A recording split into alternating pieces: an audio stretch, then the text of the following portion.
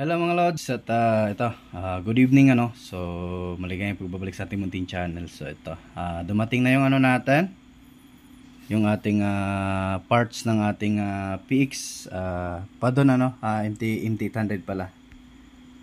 So yung sa PX 2000 nandyan na. So na torture test pala to ng unang may-ari. Kaya nung tinester ko yung yung na board niya. So wala na.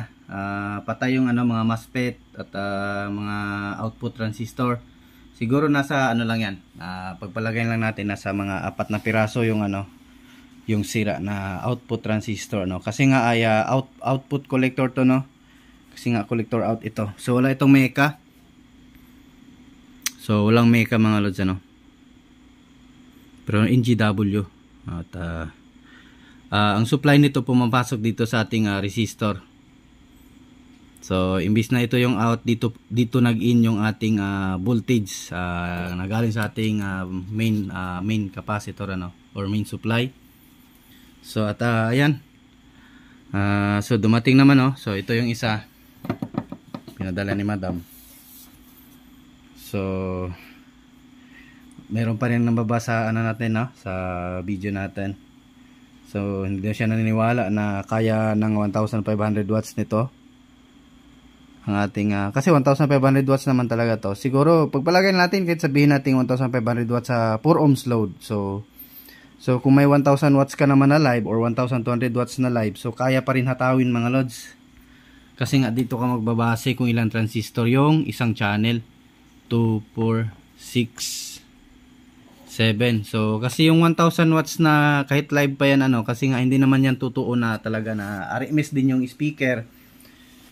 So pagpalagay natin nasa 800 RMS lang yung live na 1000 watts or 600 watts. Parang na may nakita ata ako 400 watts RMS lang ata yung live na 1000. So ayun, kayang-kaya pa rin hatawin mga lods So ayan. So ito. At bago natin ito simulan mga lods so bago natin ilagay lahat ng ating maligayang pagbabalik sa ating munting channel So paki-subscribe din mga lods at huwag kalimutang paki-hit ng notification bell at ilagay sa all para laging updated. So hubad tayo ngayon. So ayan, ulo-ulo lang muna kasi nga ay naka tayo. So mainit dito. Kasi nga malapit ako sa inverter. Mainit yung buga ng inverter. So ayan. Eto, continue lang tayo mga lods at ayan. Thank you So ayun mga lods, naibalik na natin. So natali na din natin yung mga wire, nasa ayos na. At ayan. So naka-series valve muna tayo para iwas So power natin. Ayun. So nung una, actually walang power talaga to kasi nga nagpo-protect yung natin. Kumbaga shorted talaga yung MOSFET ito. Ito yung shorted niya mga lods. Itong 11 ano ba to? Tingnan ko na nga lang doon sa board. May markings naman to. So nag-short talaga yung MOSFET. So 55 yan 55 and 10. So parang nasa ata ito 550 volts yung 55 550 volts by 10 ampere. So ayan. So maganda to mga lods. Ayan may temperature siya, left and right channel. So yan yung temperature niya. So basta yung ibang power amp naman kapag naka-standby pa ay umiinit na, pero ito hindi, malamig na malamig lang. So maganda to mga lods ang MT800 kasi may indicator. Same pa rin doon sa PX 1500 yung kanyang display So ayan, yung PX 1500 ay wala nga lang siyang display ng temperature. Yan.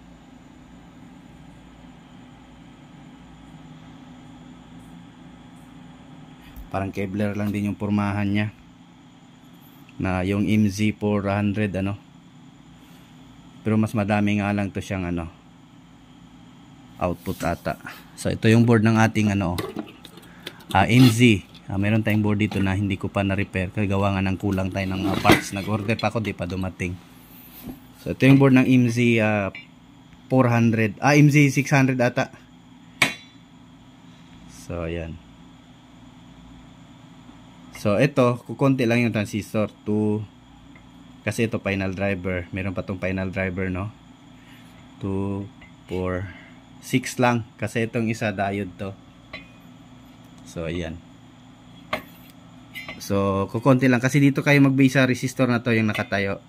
1, 2, 3, 4, 5, 6. So it means 6 pairs lang per channel. So 600 watts yan mga lods, ano?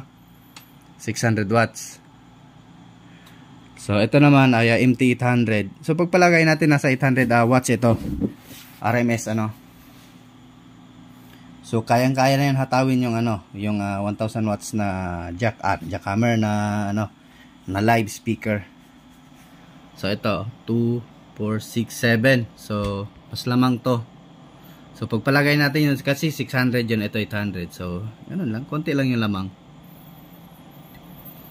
So meron tong 14 transistor per channel ano. At saka yun 12 ano lang siya kasi 6 siya, 12 transistor lang.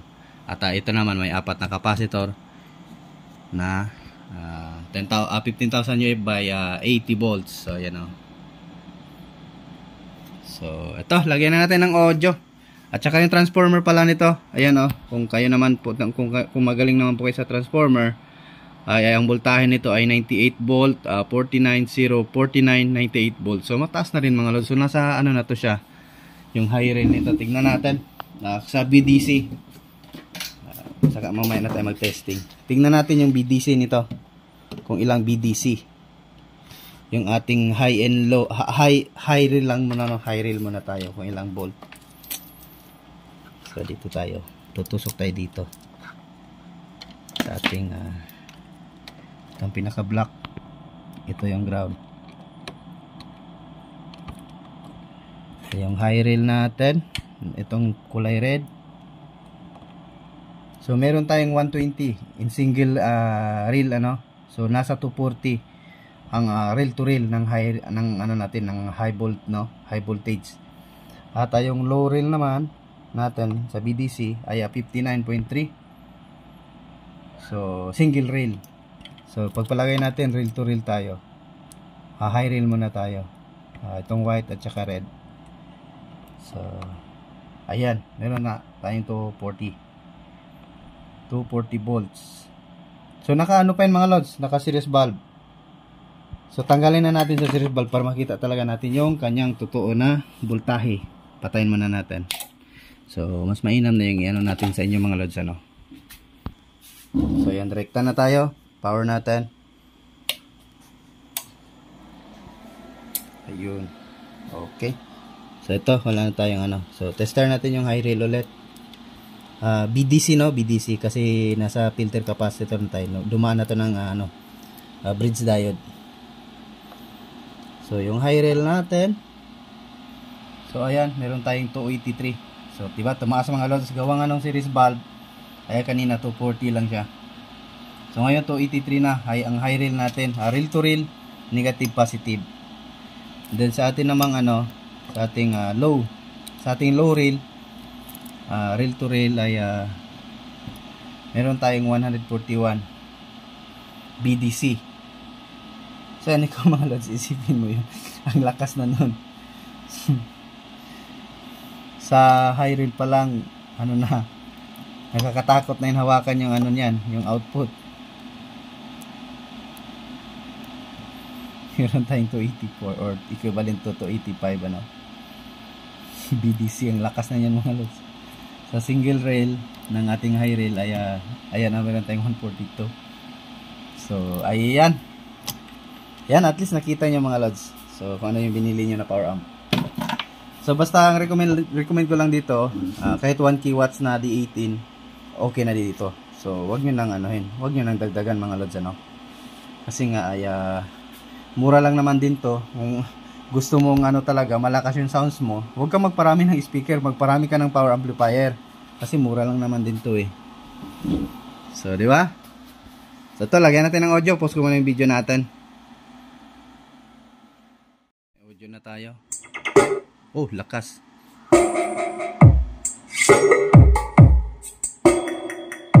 Gulat ako doon ah. Remix by So, naka-laptop pa tayo mga lods.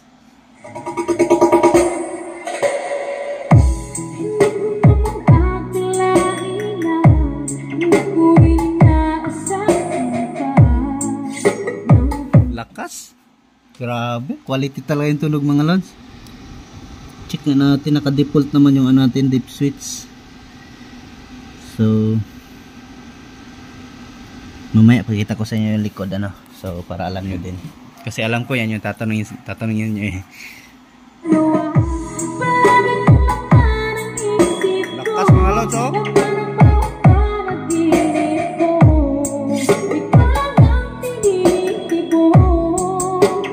Lakas. Grabe. Liit lang ng volume. Yung alam may copyright yung kanta na yon.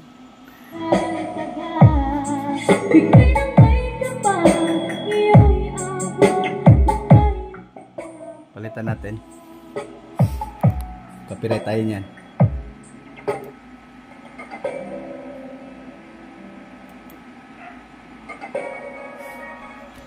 Yun no?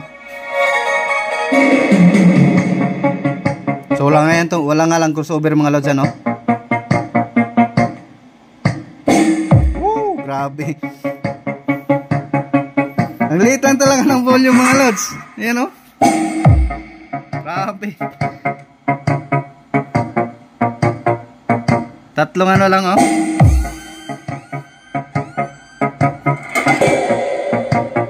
DJ Wowie Remix.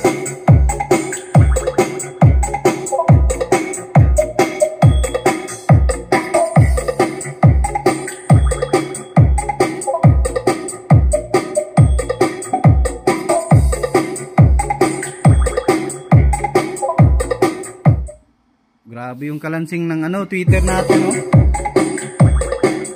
Malalaman mo talaga na power yung power amp mga lods ano. Kasi nga ay kahit walang crossover, ang lakas ng Twitter.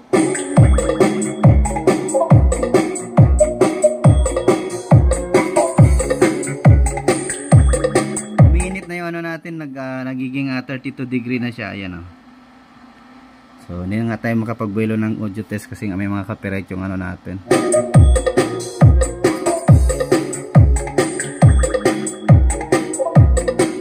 Kabilang channel, testing natin. So isa lang yung tinesting, isang speaker pa lang yan mga lods ha. Hindi wala tayong dalawang speaker. So kabila.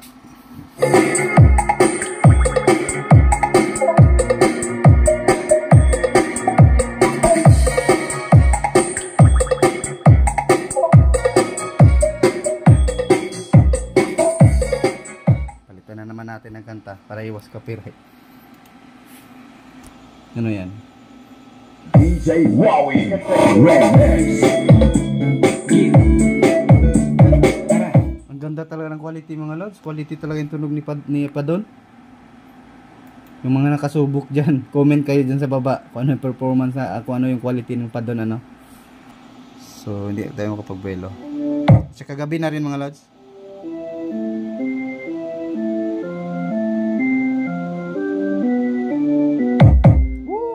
Grabe.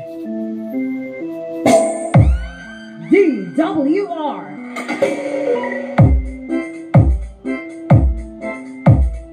DJ Wowie Remix.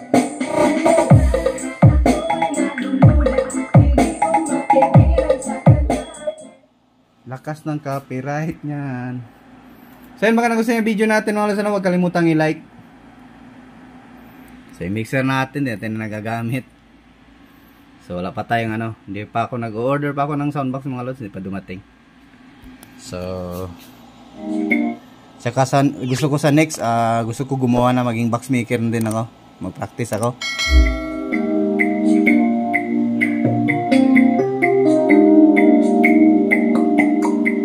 DWR Remix.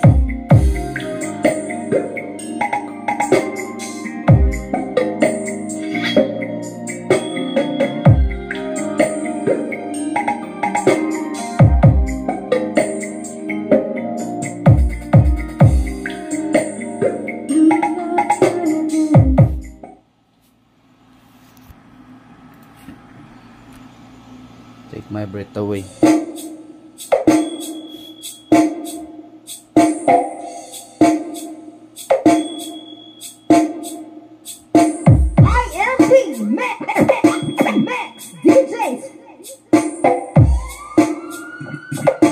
DJ Wowie Remix.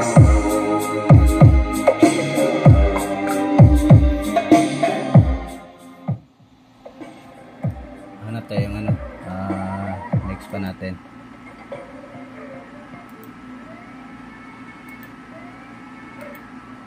Ano, kape, ito, Emperador Light.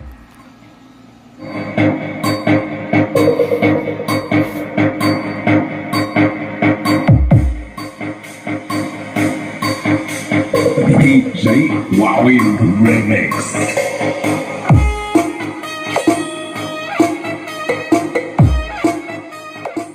Grabe, ganda ng tunog mga lods. Quality talaga. Iba talaga sa mga ano, mga lods, ano. So nasubukan ko rin yung ibang ano, power amp. Iba talaga quality sa ano, lalo na pag vocals mga lods. Litaw talaga yung vocals, quality ng vocals niya, yan, oh.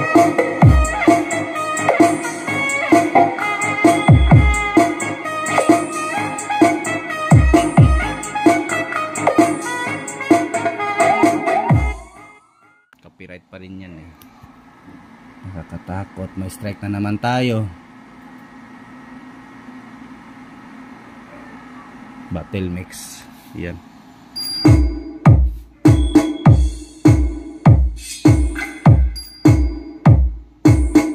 DJ Wowie Remix.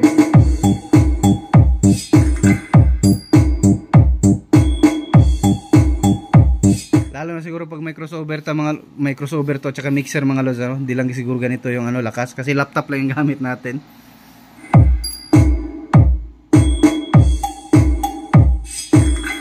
Yan, oh, nagmamarka na decibel, oh. Nasa 15 decibel pa lang tayo.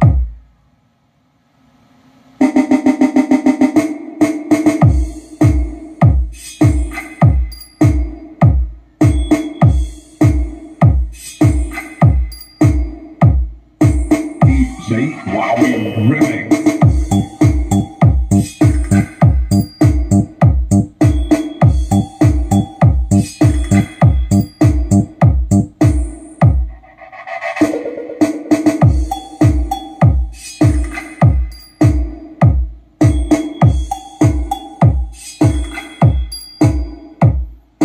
Ayan, hanggang dito na yung video natin mga lods. So puputulin na natin kasi nga ay may copyright, ano. So ayan,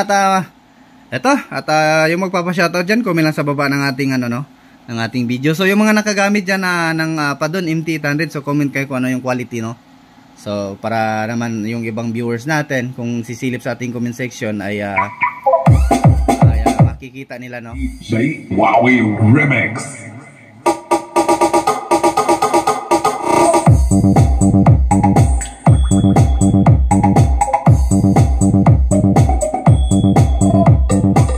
Solid talaga. Kung bibili ka ng EB9000 mga lods, Sakura EB9000, dito ka na lang kasi magkasing presyo lang naman sila kung bibili ka. Grabe. Lalo.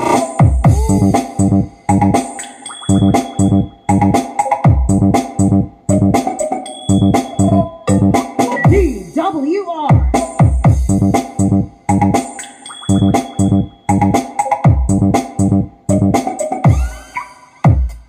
DJ Remix.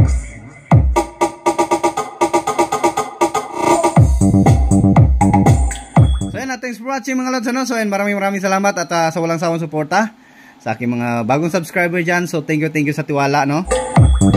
At yung mga suki ko na dyan, maraming salamat. God bless sa ating lahat. At magandang buhay. Bye bye.